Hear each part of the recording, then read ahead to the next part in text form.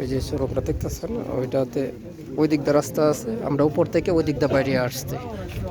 ভিতরে ভিডিও করছি, একটা একটা বিড়াল শুয়ে আছে ভিতরে।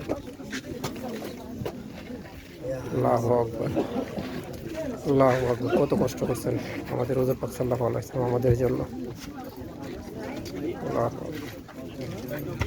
অনেক মানুষ ভিতরে আছে, অনেক মানুষ ভিতরে আছে। উপর দিয়া ওই দিক দা, যে দিক থেকে আসতেছে এই দিক দা শুধু আসে, আর ওই দিক দা আরো উপরে ওঠা লাগে, উপর থেকে নিচে নামে। ভিতরে অনেকে নামাজ পড়তেছে, অনেকে দোয়া করতেছে। আল্লাহু আকবার।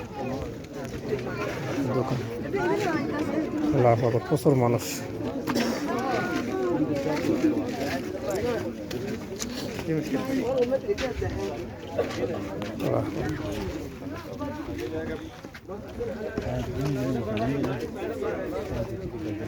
এদিক দিয়ে আসতে লাগছে আপনার 1 ঘন্টার উপরে।